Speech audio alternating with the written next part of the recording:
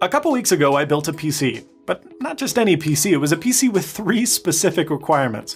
One, that it be ultra quiet, silent even, that it be very, very small and pretty, and third, unlike most PC builds, that it run a copy of Mac OS X. Weird. This Hackintosh build that I was able to complete a couple of weeks ago garnered a lot of attention online, at least for my channel, and a lot of questions have kind of stirred up. How does this $682 computer compare to the $1,300 Mac Mini, and what would have I done differently? What are the caveats? We're going to talk about all of that in this video, so let's get started. Question 1. Can I edit videos on it? It was kind of funny to me that this was the most popular question because this was never intended to be a video editing rig, but I've entertained the idea. I downloaded Final Cut Pro X, disabled background rendering, which by the way is what makes Final Cut Pro X so fast, faster than Adobe Premiere that is, and then I downloaded the Bruce X benchmark, which is well respected in the industry for being a relatively reliable benchmarking performance test for video editing. My Hackintosh Mini, with an average of 5 tests, was able to export the test project, at 80 seconds per export. So 80 seconds, remember that. It's also important to remember that in the last video I mentioned that the fastest Mac Mini ever made is not the current offering from Apple, but it's actually the 2012 quad-core 2.3 GHz Mac Mini. So the 4-year-old Mac Mini that was top of the line is faster than the newest top of the line Mac Mini because that one was quad-core and the new one is dual-core. So the 4-year-old machine, the faster one, was able to export the benchmark in 223 seconds, more than 2.5 times slower than my $682 Hackintosh. Now, it kind of makes sense. You're a little bit sympathetic. It's a 4-year-old machine. Give it a break. All right, let's try the newest machine from Apple, the top of the line $1,300 2014 Mac Mini. It took 242 seconds to export the same project. 242. That's almost 3 times longer than my $682 Hack Mini. So yeah, you could say it's pretty darn good at video editing. In fact, my little $682 Hack Mini, despite using integrated graphics, beat most of Apple's entire lineup up until about 2013, 2014. And then machines with equally as powerful processors with the advantage of having a GPU bested my little computer. So that leads into the second question, which was very, very popular. Can I install a graphics card? Can I install a GPU for better gaming and editing performance? And the answer is no. Let me explain. Maybe it's not impossible to fit a graphics card in there, but there is not room for one officially. You'd have to Dremel out the back of the case. And then there is only 52 millimeters of clearance from the top of the motherboard to the top of the case. You also have your CPU cooler, which is at least 14 millimeters. So you're working with 30 some odd millimeters of space for what's likely a larger graphics card. Now you could go with a passive card that's passively cooled, that's nice and skinny, but I'm not sure you'd see many performance benefits. A better option would be to go with a slightly larger case from Streetcom. They make other aluminum cases that are really pretty. There's one that's slightly larger that fits the likes of the R9 Nano and then the GTX 970M, so smaller graphics cards. And then there's also room for a 250 watt power supply, so you can actually draw a little bit more power with those heavier cards, because I'm at about 70 watts peak usage with this computer, so I still have headroom. I have a 160 watt power supply, but I'm not sure that if you were running one of those cards at full speed, you'd be able to, pull that off. So just go with a bigger case, a slightly larger power supply. It'll be a much easier solution, and they still look great. The next question is, can it game? I'd like to ask you, can a zebra ride a bicycle?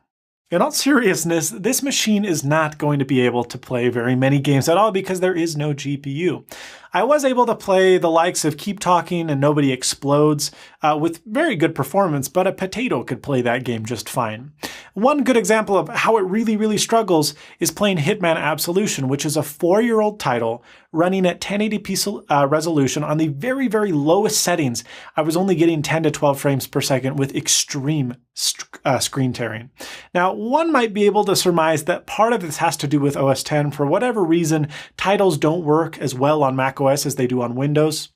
When I had my Mac Pro, I could actually play video games decently okay booting into Windows, but if I used the Mac counterpart, it was horribly unstable. So Macs are not made for gaming. This computer's not a gaming machine. Just go with a gaming PC if you want to. Don't. You can't do it. Don't try it.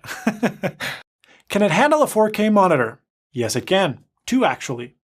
Do iMessage and other Apple services work? Yes, they do, and they work really, really well. Hackintosh has struggled with this a little bit in the past, but finally, as of recently, it's very, very easy to do. I'm successfully able to send iMessages.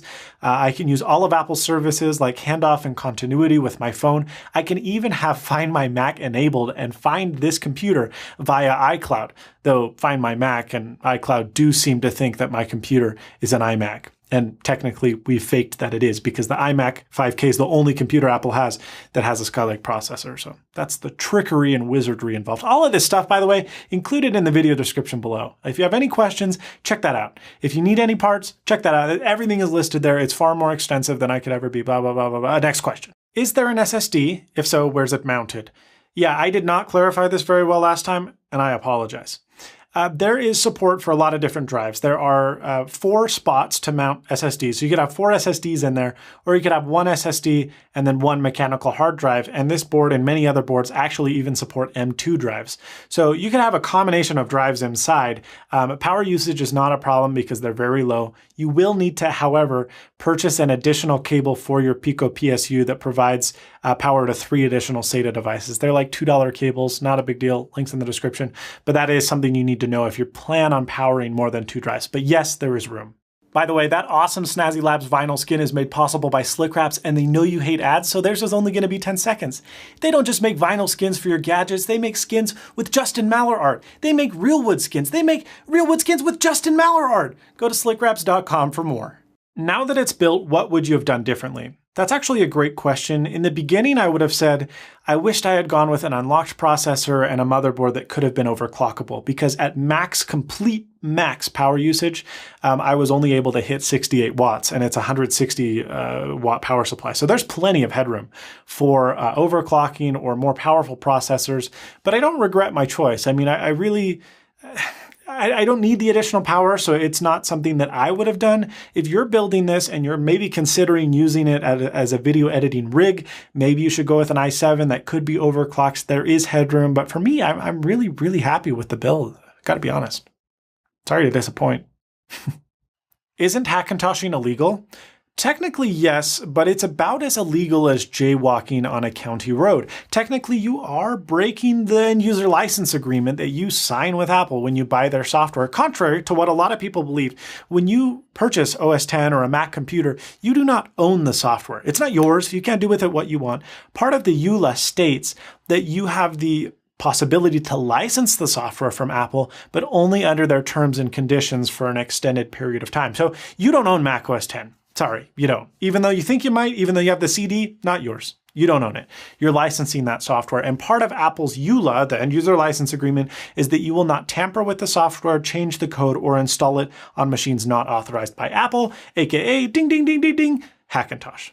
That said, Apple has never persecuted any one individual for Hackintoshing. In fact, they've only persecuted a couple of companies, one of which was SciStar from several years ago, that were actually trying to manufacture and sell computers with OS X installed on them from the factory. So Apple went after them. There was a big, long legal battle. Apple won. Those guys went out of business. But other than that, I would not be worried. If Apple really cared about Hackintoshing, they would go after the developers that are making these tools available to even Hackintosh. And Apple hasn't expressed any intentions to do so because honestly, they find a lot of bugs because of Hackintoshing that they can patch up. So it's great for security. And then 2, it's simply not worth their time or their efforts to go out and persecute any one individual. It's not worth it. I'm not saying you should go out and make a Hackintosh. I'm not saying that it's all free and dandy and go and do it. You are still responsible for your actions, young man or young lady. But at the same time, if I were you, I would not be super scared of anything happening.